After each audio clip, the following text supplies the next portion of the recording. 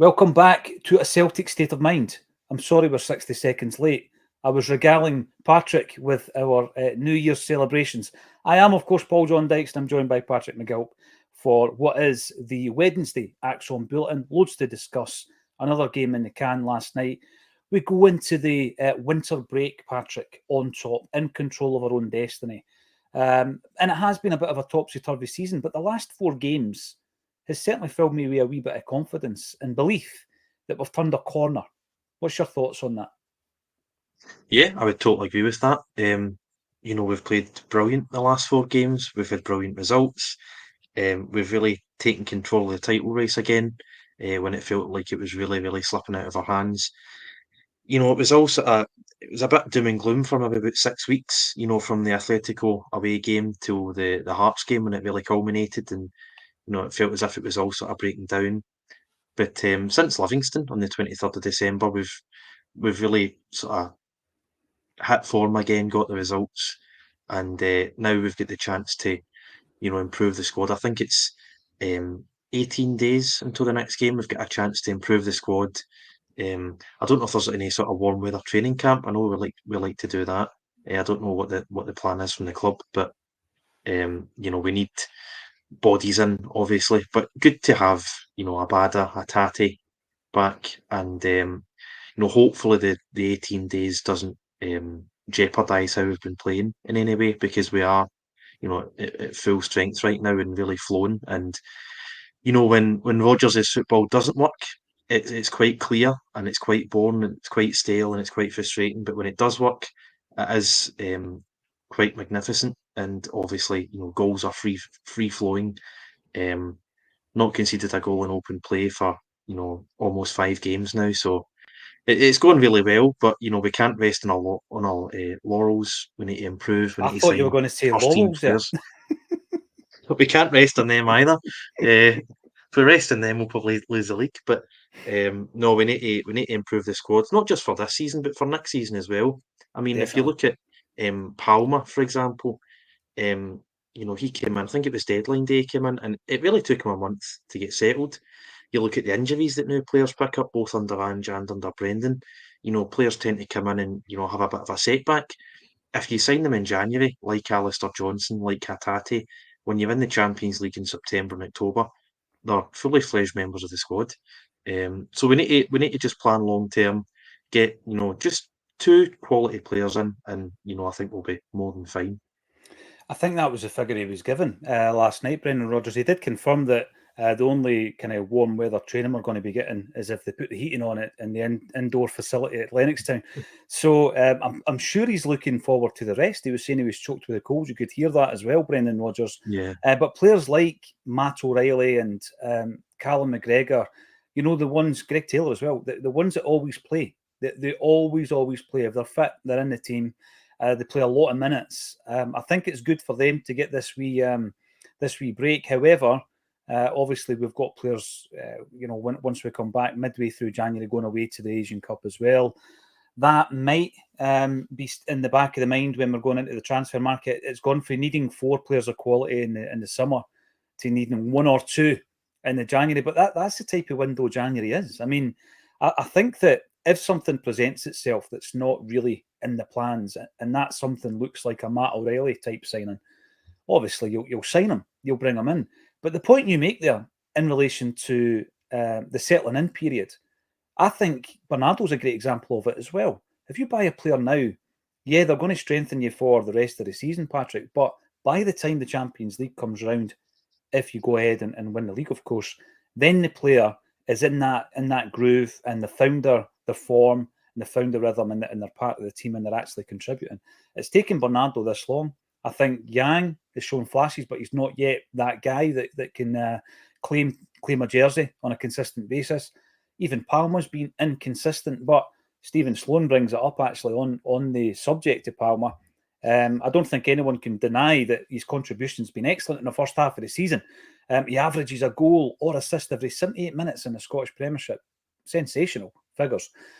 He's scored in 2 Champions League matches. Could have been 3. We'll not go on about Maida's bootlaces again. His numbers are impressive, but he frustrates the hell out of me. His crossing is abysmal. And I think, you're right in what you say. It took him a wee while to start to fire on all cylinders, but there's still areas of his game that need to improve. And I think that Rodgers is the man to do it. What comments coming through on the YouTube last night, actually, after the live broadcast, Patrick saying, all you guys that have, criticised the transfer window, you'll be eating your words now because Bernardo's came into a game. Nawrocki looks good against Rangers. He looked all right last night as well. And of course, Palmer's been a bit of a player for us. I get all that, but these are that's the whole nature of buying a project player, right? So if you look at Bernardo, the age profile of him, the fact that when he's came in, you're trying before you buy, so you're not 100% sold on the player, and he has only got into the team in the last 4 games, really, on a regular basis, on a domestic level, Patrick. So you can't now say, I told you so. It's taken the boy half a season to get to this point. And that's the frustration, because that is the very epitome of what a project player is. You buy them and it's something that you can develop. Yeah, 6 months isn't bad. Some of them might take longer than that. Some of them might not make it. But we need players, or we needed players in the summer who made the instant impact. And it was the frustration around not having as many of those type of player, wasn't it? Yeah, definitely. And it's a good comment about Bernardo because as much as he's been brilliant the last 3 games, and people are wanting to sign him, and he has done well. He's 2 assists last night, 2 goals just before the new year. It has only been 3 games, and I really hope he kicks on, and I really hope that we sign him. But we need to wait this one out. I don't think we should be signing him in January, for example, and I think people are maybe getting ahead of themselves. Because we do need to see how he plays over the course of the second half of the season, I think, because it's definitely his position to lose now. It'll be McGregor, O'Reilly and Bernardo on the team sheet every week. So it's his position to lose. I think his fee is actually quite high. I think it's 7 or 8 million. I'm not entirely sure. I just read that somewhere, maybe a few months ago. So he would have to have a belter over the next 5 months for us to pay that sort of money. The idea floated is that O'Reilly's going to leave for big bucks and we're going to spend it in Bernardo. There's a lot of different hypotheticals at play here, but he has done well the last 3 games and he's been a key player. Scored, the Dundee goal wasn't a classic, but the one against Rangers definitely was. It was a fantastic half volley. But as you say, the nature of project signings is sometimes they work out a bit like Ryan Christie 2 years later. Sometimes they Yeah. work out 6 months into a loan like Bernardo. Sometimes they hit the ground running like Jota and Carter Vickers. Sometimes they're absolute disasters, like not Carlton Cole. That's a bad example, but I'm sure there's been plenty who we've signed and we haven't even given them an appearance or something. There's all sorts, and that's really not what we need this window. This window we need players of quality to come in, and it was a good point about Palma as well. He frustrated at times last night, but it's almost like Marmite, I think, with Palma. He's either up there with man of the match performances or he sort of goes missing in the game. And Yeah. it's not that he's doing anything wrong, it's just that he's not really contributing to the attack. Well, we're obviously never going to replace Jota like for like. That would have been impossible unless we went out and spent the 25 million.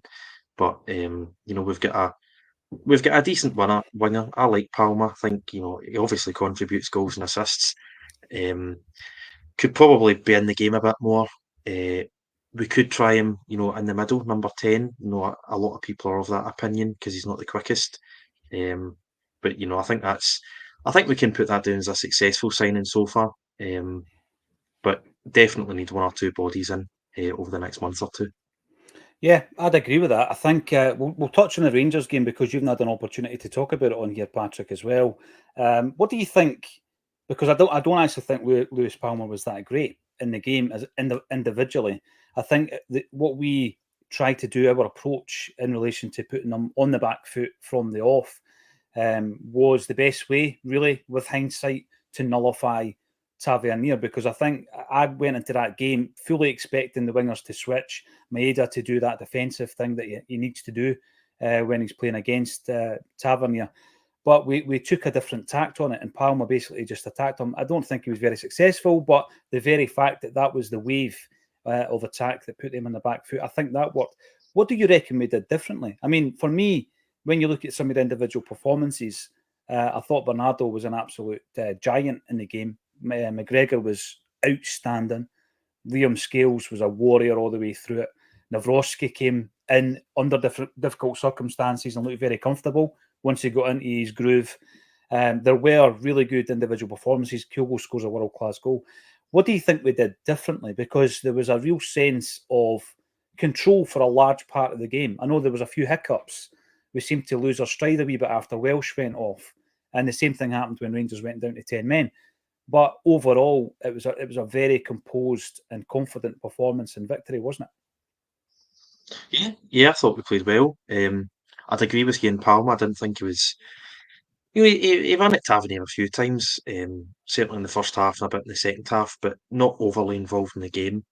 I thought we played well. First 10 minutes, I don't think we're in the game too much, but after that, once you get guys like McGregor and O'Reilly in the ball, you start to get forward, and you can just see in the game the quality that we have. And they might have excuses about injuries and stuff, but we've had injuries this season, and we beat them at Ibrox. And it's just the quality in the squad and the quality in the dugout, in my opinion. The fact that as much as it was a relatively close game, we dominated possession. We went forward more, and it was a relatively dominant display from us. And up until the Tavernier free kick on the 88th minute, and 25 minutes of added time that seemed to play out following it, we seemed relatively comfortable. I predicted 2-1 on here last Wednesday, and on the 71st minute when Balogun gets sent off and we're 2-0 up, I didn't think it would end 2-0 or 2-1. I thought we were going to get 3-4, but we won the game. That's all that mattered. We held on, and you're spot on about Nawrocki. It's his first game of professional football since 11th of August or something, 12th of August up at Pittodrie. Came in, done really well. Great passer of the ball. I didn't realise. We've obviously only seen him for 2 or 3 games before this, but I thought he was a magnificent passer of the ball. He gives away the free kick that Tavernier scores from, but apart from that, an absolute rock at the back. But it's obviously a different game from when we play, Hearts, Livingston, Kilmarnock, whoever it is. They sit in 10, 11 men. It's frustrating. They're wasting time from the first minute. Rangers come out a bit more. They might be playing long balls from Goldson up to, that Diddy Cantwell and getting absolutely nothing from it. But they're at least coming out and attacking, and it makes it more end to end. And that's when we can really flex our muscles and take control of the game and, score our goals. So it was a good performance. And I think, it is that golf.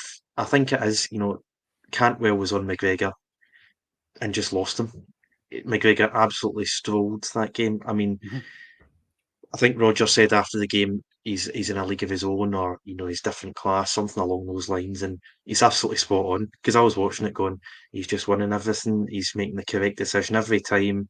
He's driving the team forward. He's a real leader, and as you say, Scales done well. I thought Kyogo had a good game. O'Reilly had a good game. Bernardo obviously had a good game. Taylor, actually, to his credit, had a really good game. But McGregor, an absolute class above. Oh, he definitely was. And I've been speaking about the way that he carries the ball, the big Ayer style, 20 and 30-yard runs. But he often does it out of trouble, Patrick. It's generally where things are congested in the kind of defensive midfield area. And McGregor manages to negotiate his way past 2 or 3 players, and then he drives forward, puts the opposition on the back foot, and often results in us creating a chance. I think it's strange, actually, this season, because the kind of mood... This has been a season in mood swings, Patrick. I've heard people in the comment section, I've heard it discussed earlier in the season, the only reason McGregor wasn't dropped was because he was a captain. People weren't happy with his performances.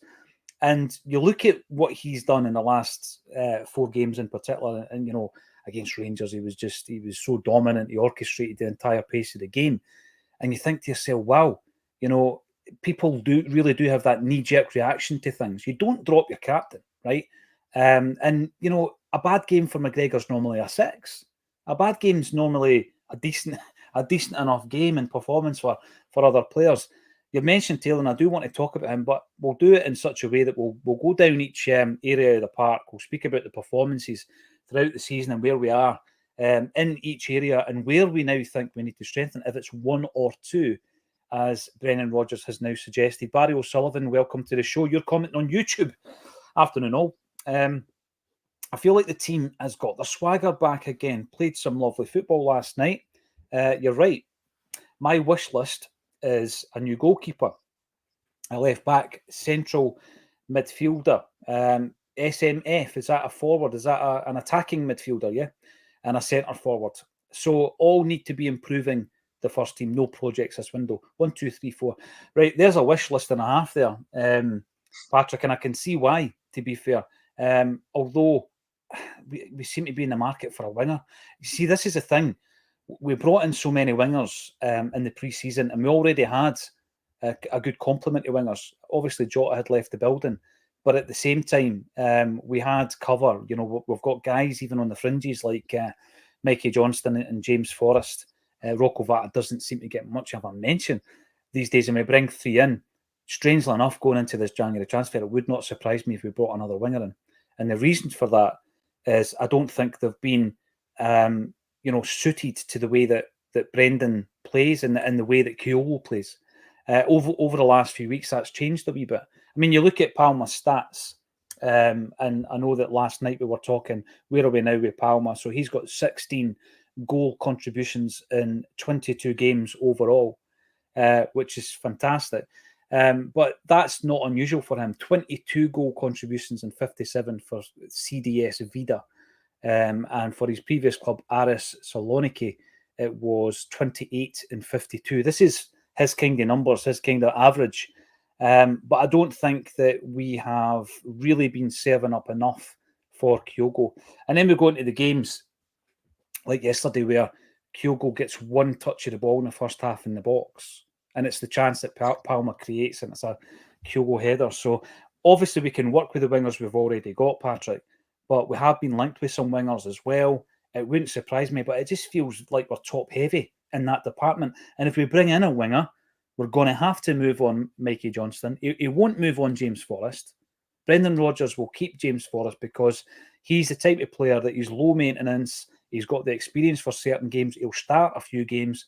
He'll come in and see out a few games. He's not going anywhere. Mikey Johnston probably is. I think Tilio, the word is he's going back to Australia, and I don't think it's a development move. It's just because he's not settled.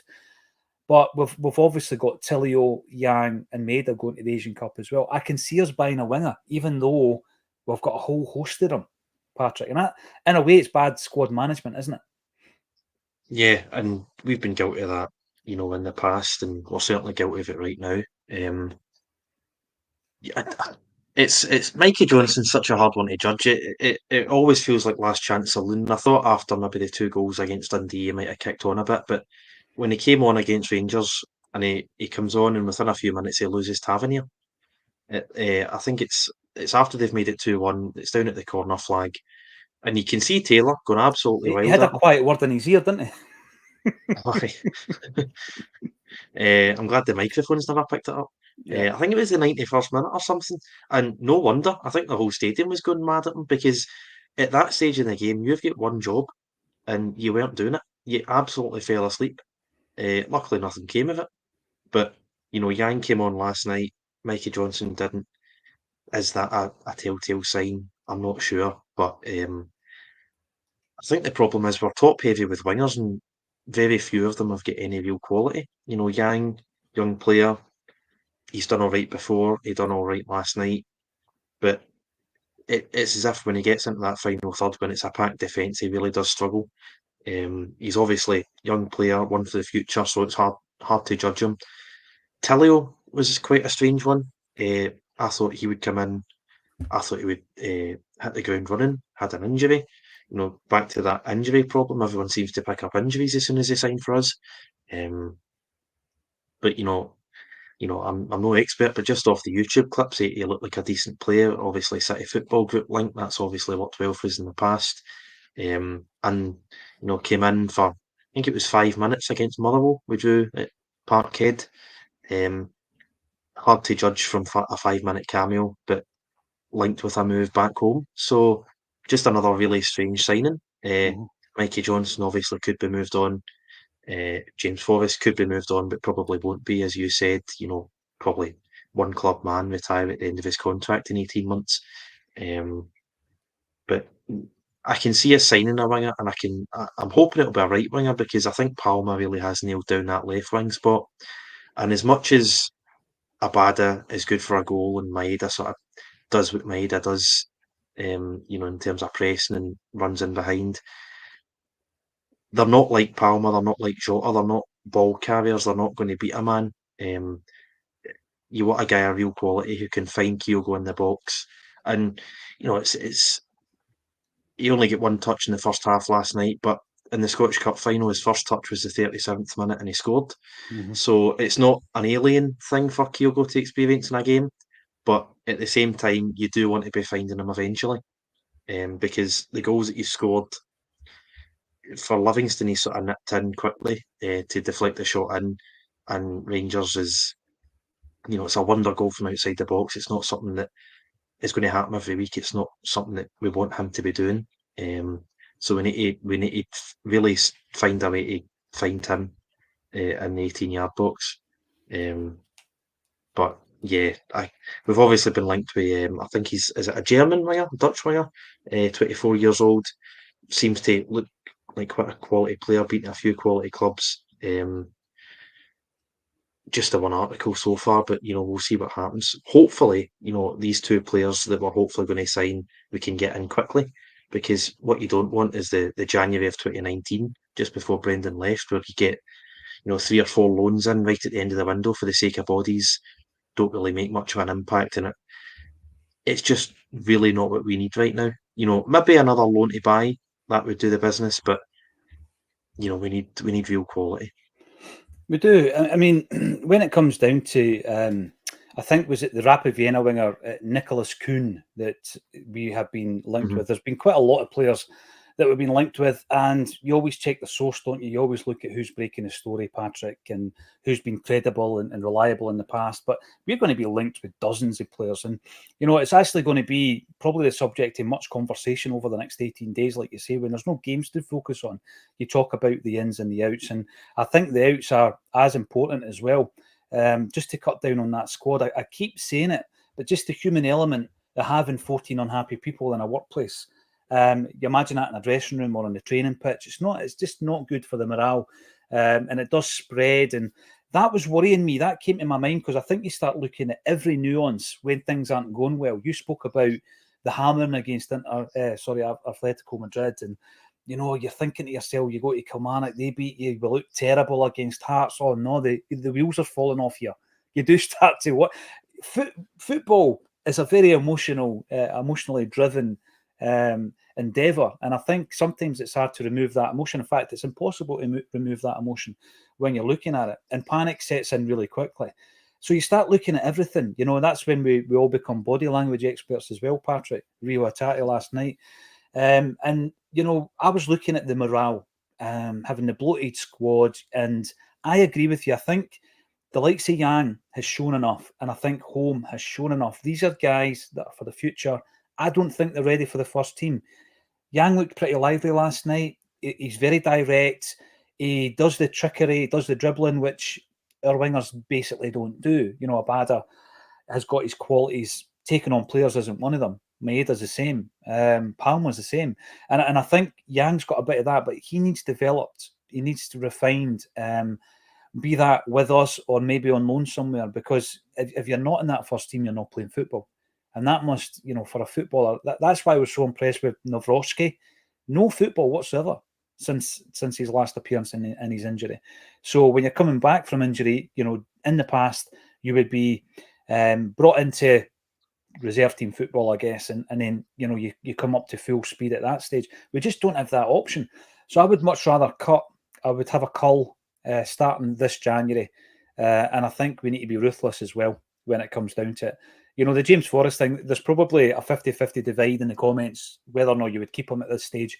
Brendan Rodgers isn't selling James Forrest. James Forrest will finish his career at Celtic. That's going to happen. And it's not an old pals act. I think he sees the quality in terms of having that leadership, the experience, because we do lack it throughout the squad, and the identity of what Celtic is and knowing what the culture and the mentality, what Celtic Football Club demands. James Forrest lives and breathes that. You've got to keep him in there.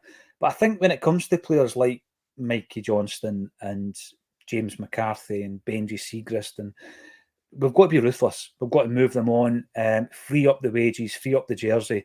And for every two we get out the building, bring one in and do that for the next 3, 4, 5 transfer windows. I was looking at Kyogo because he scores that goal against Rangers and it was just sensational, Patrick. You know what I mean? When somebody does something like that and you think to yourself, he's the only player on the park who could do that. That's when you know you've got a special talent. No one else could do it, right? And I know that when you look at his goal contributions this season, they're not as good as in the previous two. Totally get it. But I do think with the chopping and the changing that we've had, the injuries that we've had to key players, some of whom have been on the wing as well, who have an understanding with, and a dynamic with Kyogo, then it's understandable that he's had a bit of maybe an inconsistent season. He's had periods where he's been off form. He's not been scoring goals. He lost his place in the team for a couple of games to Big O, and then he's left out of the Japan squad. So I'm looking at Kyogo now. Selfishly, I'm thinking, great, he's available for Celtic, brilliant. But in the back of my mind, I'm thinking, right, is that an opportunity for the board to say, right, okay, centre forward's no longer a priority? Because we've got other guys who can fit in there. Abada can play through the set, that kind of thing. It worries me a wee bit there. Patrick, what's your thoughts on it? Is a forward still a priority? Because I think it is. I mean, I've never been a big fan of having 3 players for one position. But can you really rely on O to come on and get the goal? I think if I cast my mind back, I think he's maybe done it twice. He's came off the bench and scored a crucial goal. I think he done it once in February. I can't remember the team.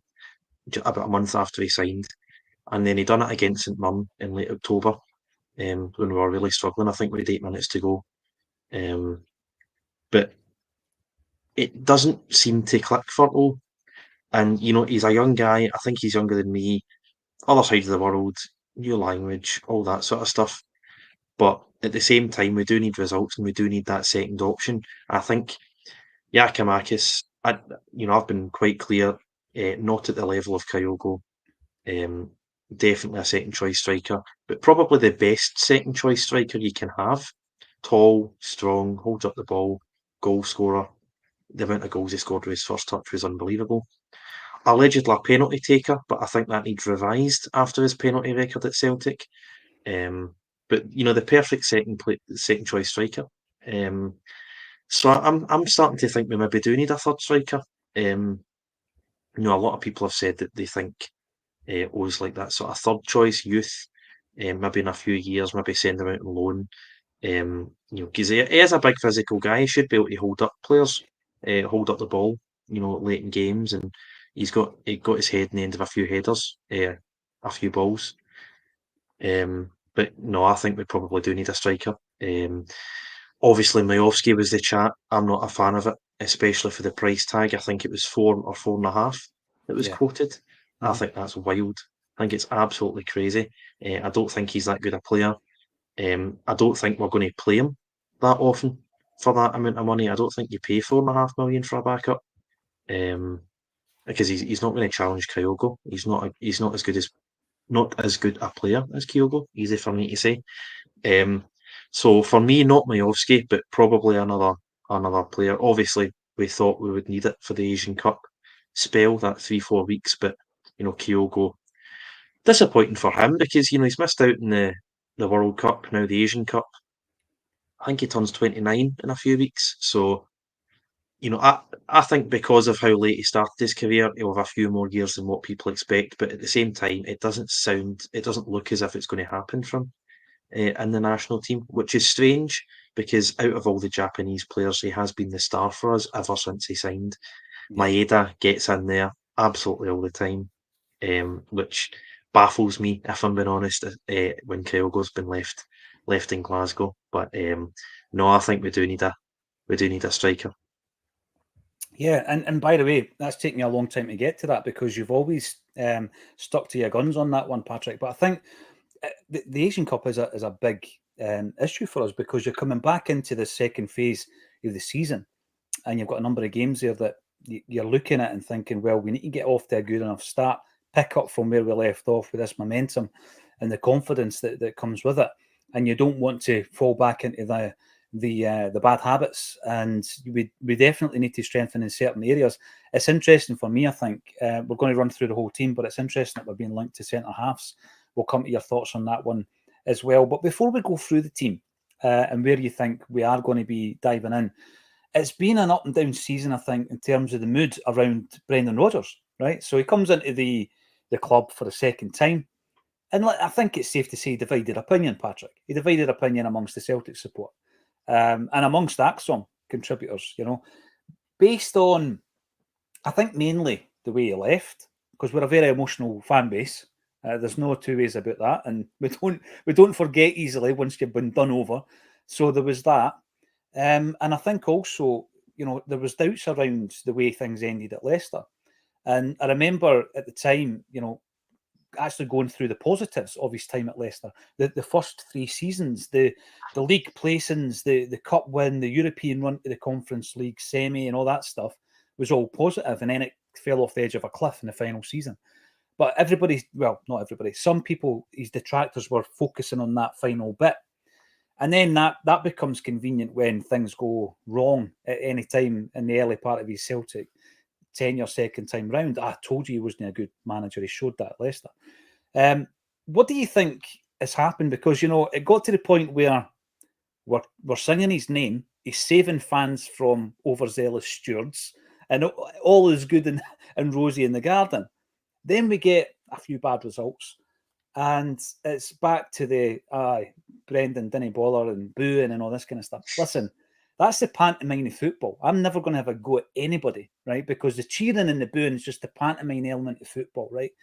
And doing not the lap of honour, but going round to show his appreciation of the support at Celtic Park and being faced mainly by green seats and all that. So there's been highs and lows in this first half of the season, Patrick. Where are we right now? Do you think there's always going to be an element where Brendan's on a short leash? One bad result, one bad performance, I told you he was rubbish, he should never come back. Or will we get to the point where when we win the league and that success is assured, then it's like, let's get over that. How long is it going to take? Will we ever get over it as a fan base?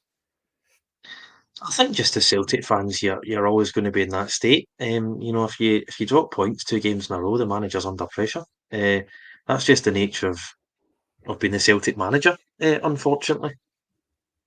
But I've always maintained, I obviously had a strong dislike to Brendan when he left, and that it ebbed and flowed over the past 4 or 5 years. But I didn't really like to see him do well at Leicester, if I'm being honest. Done a complete 180 as soon as he was linked with the Celtic job. I was quite happy to welcome him back because I recognise, or certainly I think he's a top manager. Maybe not world class. I don't think he's at the level of Guardiola, Klopp, and all that. But top class manager.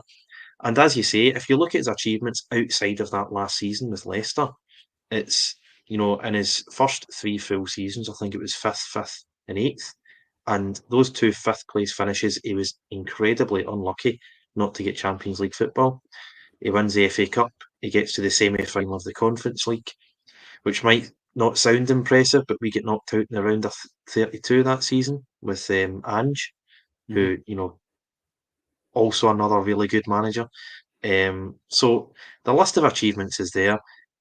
Got promotion with Swansea, almost won the league with a pretty average Liverpool team with one great player.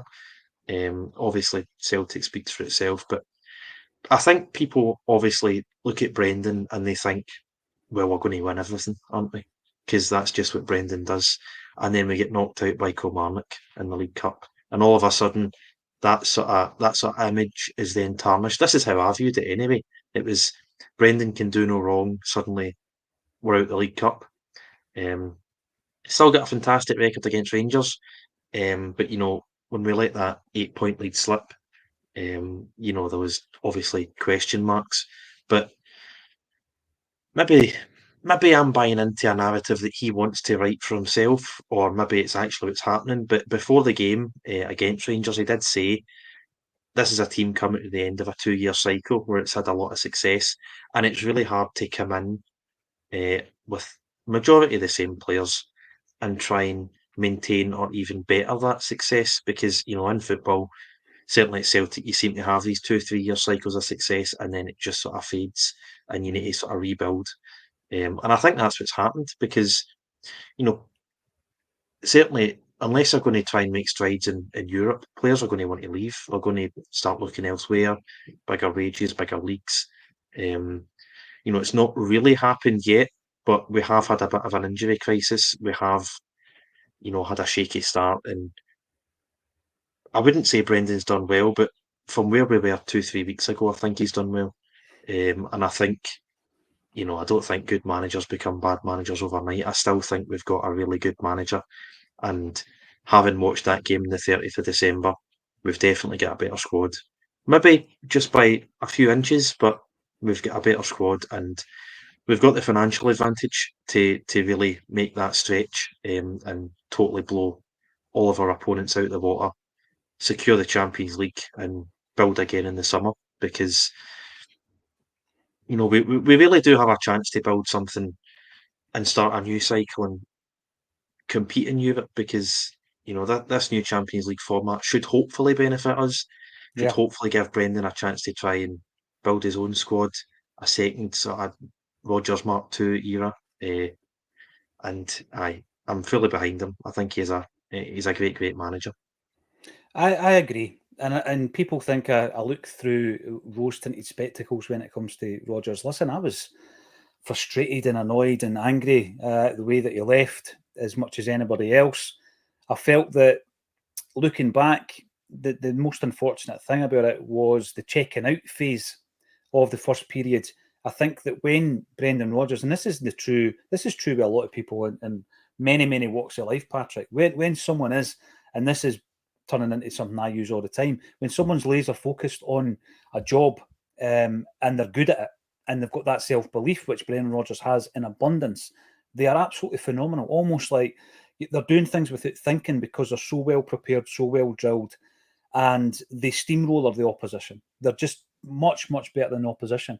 But then when something creeps into that element of doubt where you're second guessing, you're not quite happy.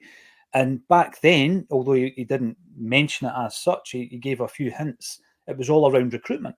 He spoke about that when he came back. That was what was wrong. And I remember the press conference where he's talking about his idea of a player ready for the first team was here on the end of the scale, and he was being presented with players who were over here. And it was a big issue, and it's no one that he was willing to continue with. So there was obviously that breakdown.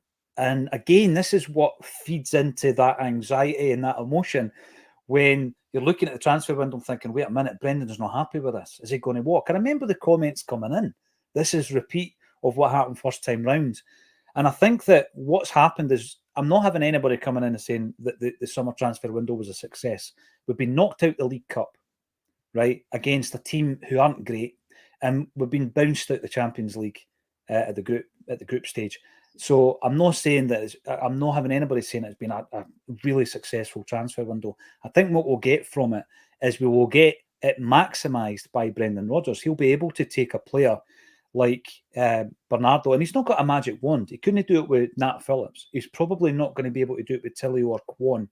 But he can take a player like Bernardo and perhaps Home and Yang in time and actually craft three really good players from those young guys who've got bags of potential.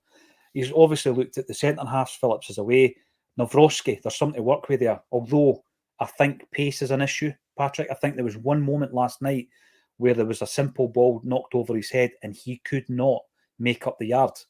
And he needed Greg Taylor to come over and cover for him. Joe Hart came out just for a jolly. He must have been bored at that stage. He just came out so that we could all get a wee bit of a fright. But Greg Taylor done a great job of kind of playing the old-fashioned sweeper.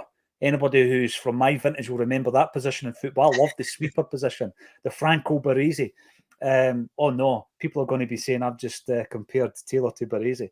Run with it, it's fine. But the issue with that was it was that yardie pace that Namroshki, and maybe that's where Brendan has his concerns, because we know that's his concern with Lagerbielk as well. So, yeah, not the best transfer window, but I'm pretty confident Rodgers will do the absolute utmost with what he's been presented with.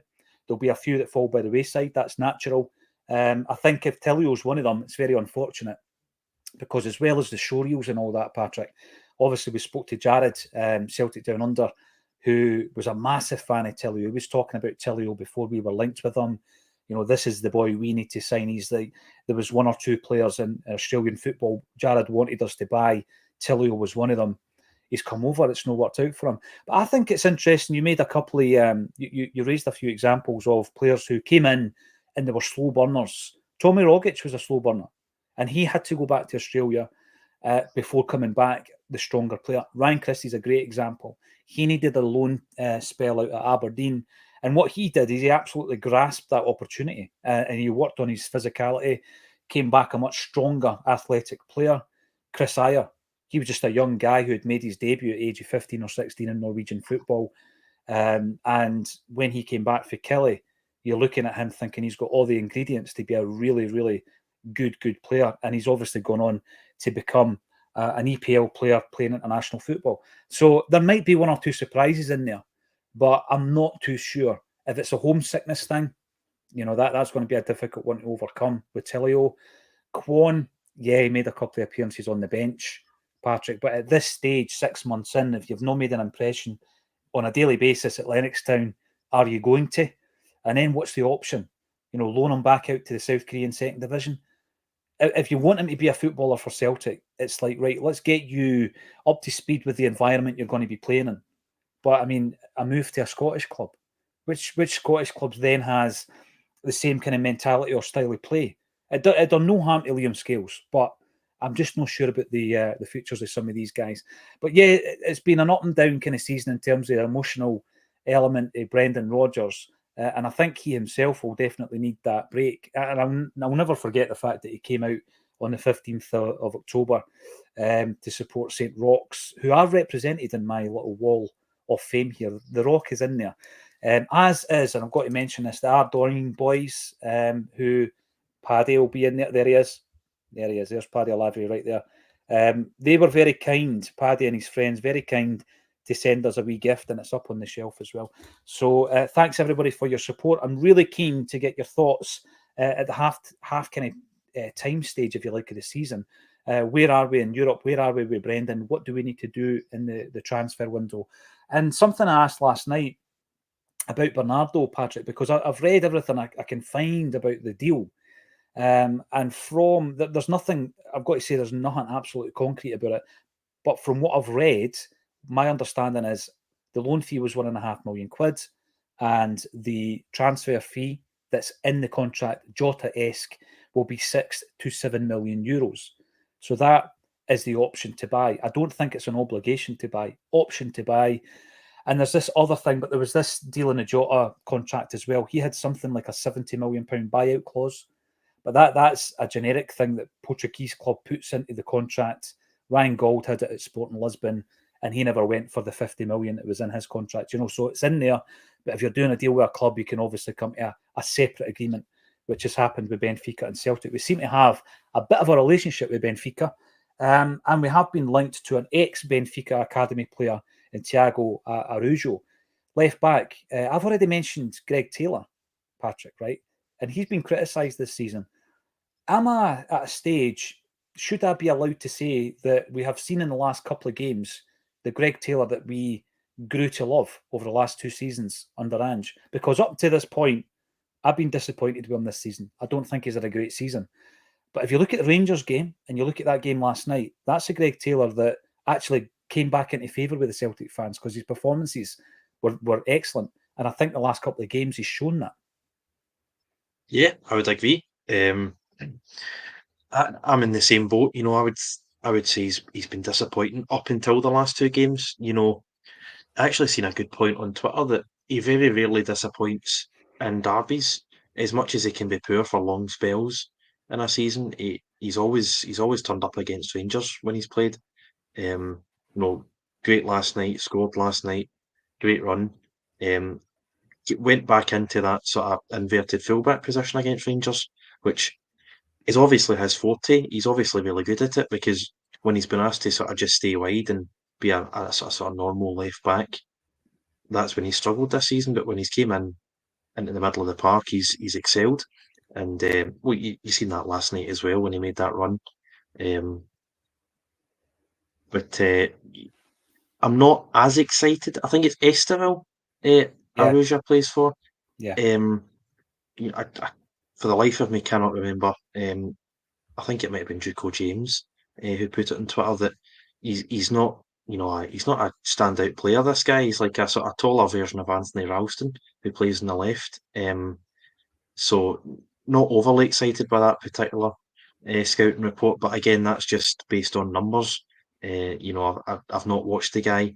He could well turn out to be a brilliant player, but it's obviously it's a difficult one because he has played well the last two games, Taylor. But I am adamant that we can get a much better left back if we tried. We can get a taller left. I mean, you've seen it with Sima. As much as he didn't have any luck, European teams and derbies, he is the target because he's small. He's relatively physical, but he's not the quickest. He's small, and he is a target for opposition teams. And I think it's definitely an area that we can upgrade. But fantastic the last two games. Fantastic under Ange, the sort of 18 to 20 months that he played, and he'll do, but just another area that we can excel in if we want to take that next step, in my opinion. Yeah, I would agree with that. And there's a point coming in here in relation to Taylor. I think he has come into his own in the last couple of games, but by no means am I suggesting that we don't have to strengthen at left back, because I think we're in a scenario where, all season, Patrick, right? And by the way, I know Ralston will still divide opinion, but I do believe that there's a second tier of player at Celtic Park who will absolutely comfortably play at domestic level, can raise their game to get through the Champions League kind of standard. And that player is, for me, Stephen Welsh, Anthony Ralston, James A. Forrest. I'm reluctant to put Mikey Johnston in that category because I don't think he has kind of maintained that. But there's that level of player. So when we've got an issue at right back, an injury to Johnston, who's a very physical player, he's going to pick up a few injuries over a campaign, and he has missed a few games. I don't really have much of a concern about pulling in Tony Ralston. I like the way that he overlaps, hits the byline, plays in the really hard, kind of fast-paced crosses for Kyogo. And Abada, he's done it for Abada. And I think I don't have the concerns there at right back, but I do at left back. Now, Taylor hasn't been good all season. He's played a few good games and he's reminded us why he was such a decent player under Ange Postecoglou. But I'm the same as yourself, Patrick. We need to strengthen at left back. The Bernabeu thing's no worked. For whatever reason, it's no worked. We could, with hindsight, say, why did we sign him? He's actually smaller than Taylor. He's as physical as Taylor. He seems more comfortable going forward, etc. We can go into all that. Bottom line is he's no worked. It's been a bit of an expensive mistake, and we need to move him on. But absolutely, we need to strengthen at left back. And I'll go back to Tuesday, talking to Lawrence. And Lawrence was talking about if you're replacing a player, go out and get the best version of that player. So if you're trying to buy a centre forward, don't go in with the mindset I'm buying a third choice centre forward or a backup centre forward. Just say I'm going to buy the best centre forward I can get, someone better than Kyogo, if possible, if that is possible. And I think it's the same at left back. I'm not looking for a backup. I don't want a backup left back. I want a left back, and then Taylor needs to then fight for his jersey. Something he's not done all season, actually. So we're going to run through some of the other positions that are in discussion in the comments section. Thanks for bringing the comments in. We are now 25,000 strong on the subscription on the YouTube channel. That is tremendous. Thanks, everybody, for subscribing. Why subscribe? It's all free content. And, you've got your 12:30 Acsom bulletin every single day, no matter what. We will stream, even if the Wi-Fi goes down, as it did one time in Dalkeith. The whole of Dalkeith, the Wi-Fi went down, Patrick, and it was like 12 o'clock in the afternoon, right? and it was like apocalyptic. The scenes of people jumping in their cars and driving out of Dalkeith, right? It was unbelievable. And I kept driving until I got a signal, and then I had to run the laptop on my phone as a hotspot. No matter what, 12:30 the Acsom bulletin will go out. That's my point. But on top of that, we have got loads and loads of content and programming that is coming, fully produced, different look, different style. We're going to be keeping the channel fresh throughout 2024. So subscribe to the channel, give us a big thumbs up, like this particular video, hit your notifications bell, and we will bring you daily Celtic content. Stephen Mitzi 1, fair play to Hart, not rolling about like Goldson, Cantwell, trying to get players sent off. No, I mean, Joe Hart didn't try and get anybody sent off. You're 100% right. I know that people are saying by letter of law it's a red card. I get it. Last night I said it seemed a bit harsh on the forward, but Joe Hart, he certainly didn't roll about and play the victim, Patrick, and I wouldn't expect that from him. But I mean, that decision there, what I find really funny, because obviously we're using social media really actively and pushing things through the social channels. And now that we've had 2 sending offs against us, and Rangers have had a penalty kick against them, that just wipes the slate clean, Patrick. Nothing to see here. Move on. Unbelievable way of thinking, isn't it? Yeah. What was it, 73 games or something? Yeah. With, just totally bewildering decisions. I mean, I thought Goldson was allowed to handle the ball for a period there, the amount of handballs that he was getting away with. But no, that's it all wiped clean. Almost 2 entire years worth of really, really questionable refereeing, totally wiped clean by a meaningless penalty at home to Kilmarnock when they're 2 or 3 goals up. Last night, it as much as it is harsh, it is a red card. It is harsh because he does have a right to go for the ball, but at the same time, it is dangerous, and he has kicked another player in the face. It's an unfortunate one, but a definite sending off, and I think that showed. The way that Hearts just sort of got up and went about his business shortly afterwards. Wasn't moaning at the referee or anything like that, and it was a very good performance last night. Not perfection by any means, but you get a really good early start at what has been a very tough place to go. Certainly from memory. Ange obviously just after the League Cup final, dropped points there to go 6 behind. Brendan, I think, has struggled there in the past. I want to say, or was it Lennon? I think Incham was determined to get himself sent off in one of the games, maybe about 4 years ago. Missed a penalty. It's never an easy place to go. It's a small pitch, bad camera angle, just an awful place to play football, if I'm being totally honest. Never enjoyable. So to get that early lead is fantastic. And, the third goal, Taylor, unlike half of Glasgow, seems to understand the offside rule. He understands that when you're onside, goals count, and when you're offside, they don't count. Some people seem to find that quite Strange, peculiar. isn't it? Yeah, they don't know how it works. But no, disciplined performance. The 73 games might be over, and we might have had one night of fantastic refereeing in Scottish football, but by all means, it doesn't change anything. These patterns don't go away, and I'm sure the patterns will re-emerge as time goes on. But, as Jockstein said, if you're good enough, referees don't matter. And I truly believe that we are good enough, that these really strange and long-standing patterns will not affect our march to the title. No, I'm confident, Patrick. I really am confident. I'm going to bring in loads of comments in the last 5 minutes of the show. Thanks everybody for getting involved. Over 1,000 strong on a Wednesday afternoon. Patrick, Harold, always good to see you popping up, and I hope you've had a lovely new year as well. There's Jungle Lion, 12 points from the last 4 games. Move on and let the board do its talking now.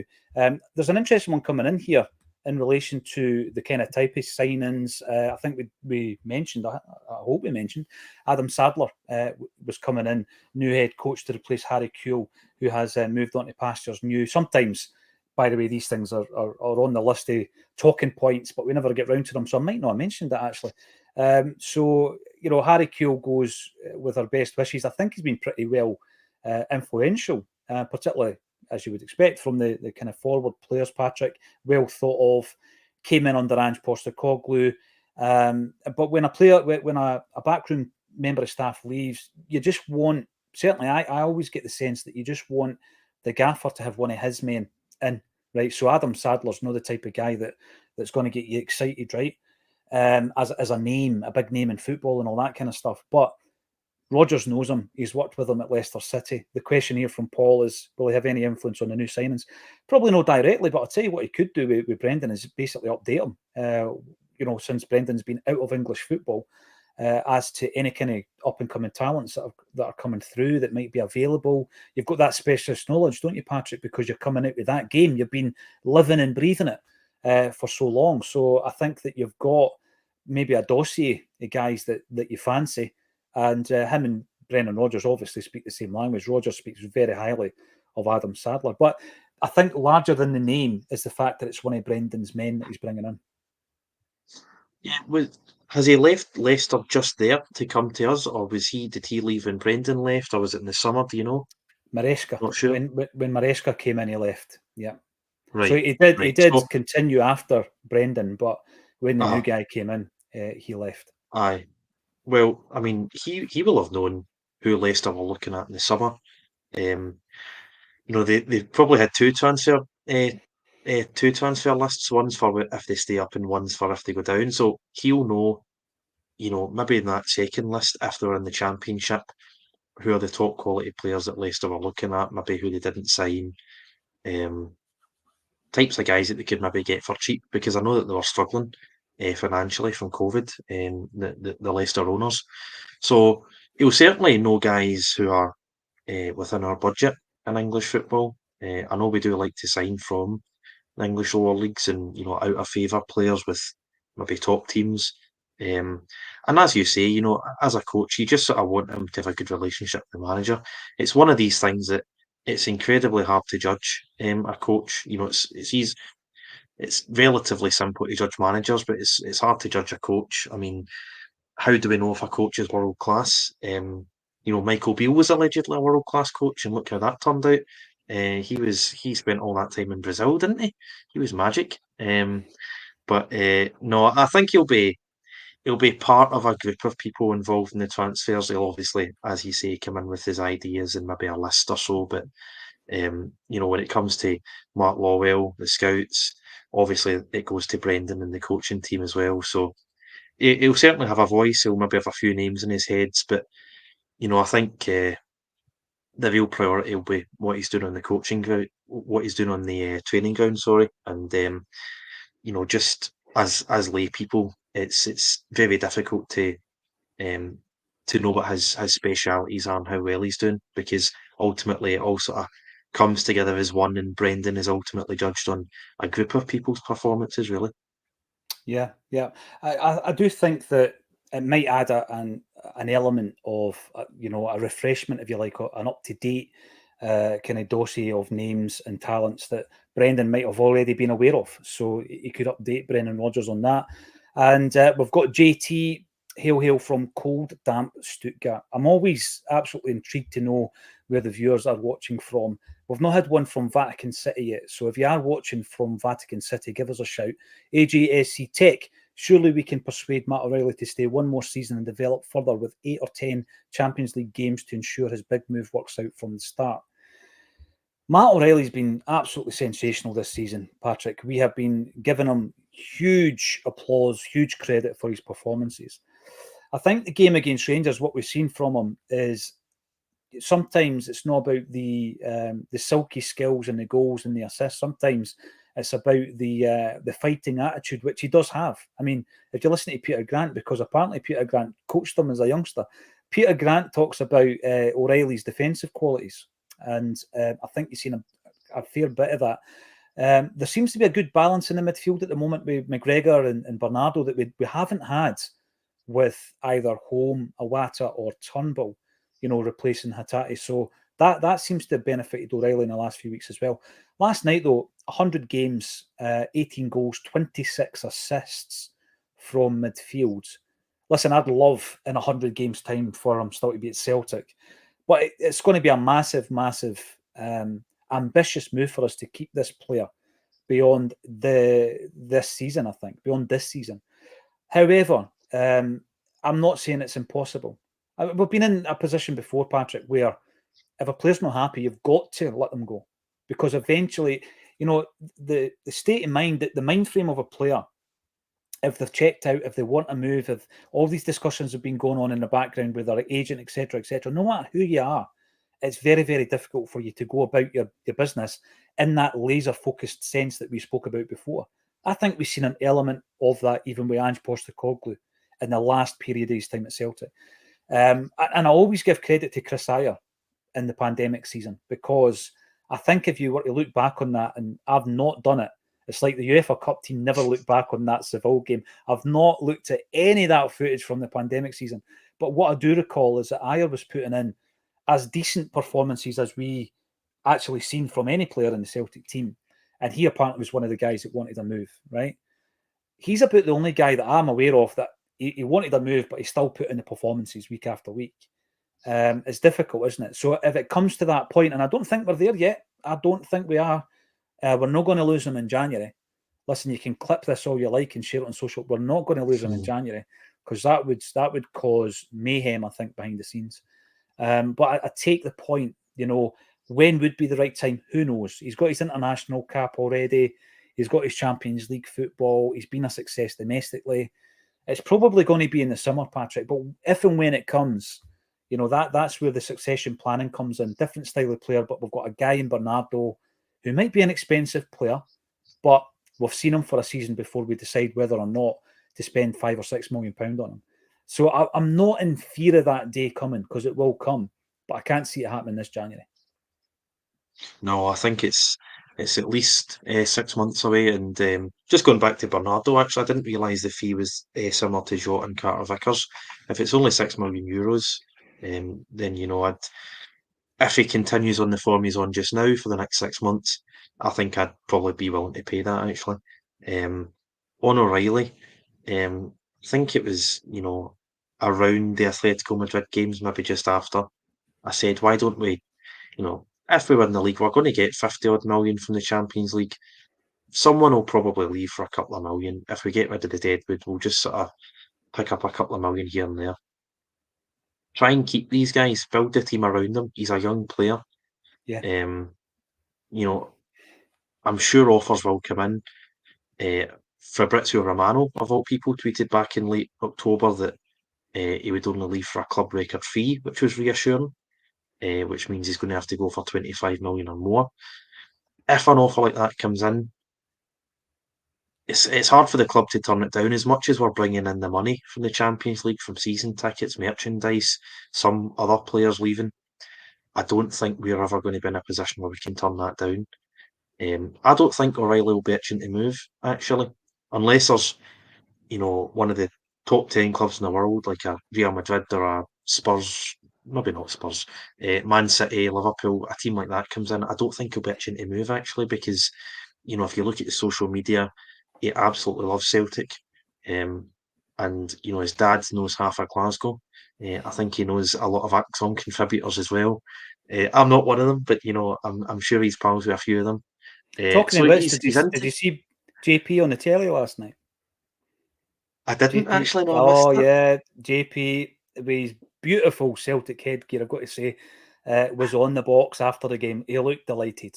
So big shout out to JP Mason. Hopefully, I'll see you tomorrow at 12:30, John Paul. But no, I think O'Reilly's settled, and it will just take a big money bid for him to move. If it's something like maybe, don't know, 12 to 15, 16 million.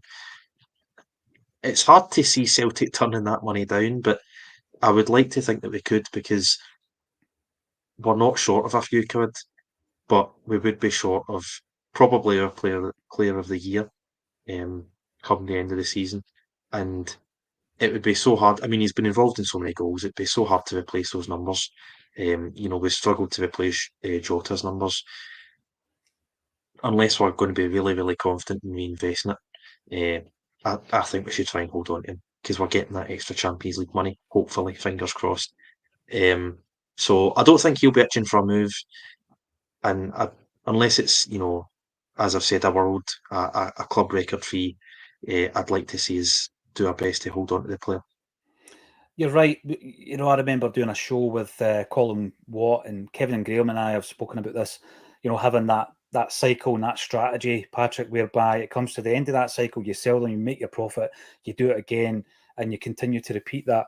I get it, absolutely get it. But, there was a period there where all those guys we picked up for a few million quid here and there, Wanyama, Van Dijk, Dembele, Forster, the whole lot, the full complement were all still in their prime. And you think to yourself, we got 12 or 20 million here, there, etc., etc. But imagine them all in the same team. And then you're not just hoping you get through the group stages, you could do something in Europe. So I totally get it. And it's a frustration of mine. And it's almost like managing our expectations. Oh, well, that's never going to happen, Patrick. £25 million and he's gone. At what point is the £25 million pound bid knocked back? Fair play to the club. We knocked back 10 million quid from Leeds United, it was in the summer there, which actually reminds me, this is funny because Emma Jones, who works for Leeds United TV, was the the host of the award ceremony that we were at just a couple of months ago. We won the award when we were doing in Liverpool. Talking about the mad things you see on social media, I was accused yesterday of buying into these awards. So just because I buy into it, I get them. It's like, these people that like buy war medals and then walk about wearing them. Aye, that's what I do, absolutely. And that came from a Rangers fan telling me that I've been buying trophies. Come on now. The irony was incredible. But yeah, the discussion around that time was the Matt O'Reilly thing, going to Leeds and all that. No happening for 10 million, great. And I remember Celtic getting credit for knocking back a £10 million bid, and I'm thinking, what? 10 million? It's nothing in modern football. If we knock back 25 million, I'll be impressed with that. Let's show a bit of ambition, right? At least show the ambition. Because by that time, other players are coming into their best, and there's the cycle. And I think that's what frustrated me about the last 3 transfer windows, Patrick. We've not had that O'Reilly type player coming to his best because we've not bought good enough quality. And we're now then going to have 3 or 4 really good transfer windows to get back into the cycle of a player leaving. But it's fine because there's another one coming through that we bought 2 or 3 transfer windows ago, and then you can continue like that. But yeah, I'd love to see the club showing that level of ambition. I really would. If you were to give Celtic a rating at the half-point stage, Patrick, out of 10, where are we in your view? Well, that's a difficult one. I'm leaning towards a 6, which might sound harsh based on how we've played the last 4 games, but really, you could say we're a minute or 2 away from being unbeaten in the Champions League at home this season, but at the same time, we were knocked out of Europe after 5 games, bottom of the group again. We got over the hump of not winning a game, but disappointing in Europe ultimately. Out the League Cup at the first stage, not been consistent enough in the league. In control, you've obviously got the Scottish Cup to come. I still think we're looking really, really good for the league, but that really is the minimum. We really should be winning the league every season, so I'll go for a 6. Right, I'm going to say 7, and my thinking is 1 point off for the League Cup, 1 point off for failing to qualify out of the group stages of the Champions League, and 1 off because of the up and down nature of our form in the league. So I'm going to say a 7 at this stage. We win the league, we win the Scottish Cup, and that pushes it up. And we'll revisit this in about 6 months' time, or 5 months' time, actually, Patrick. Let us know in the comments section, how do you rate Celtic's league campaign so far at the halfway stage out of 10? Let us know in the comments. Thanks, everybody, for getting involved in the comments. It's great to see you. Well over 1,000 here on this Wednesday afternoon. We'll be back, of course, at 12:30 tomorrow with JP Mason, the TV star, as seen on TV, John Paul Mason. Thanks, everybody, for getting involved, and thank you to Patrick McGill for joining me on A Celtic State of Mind.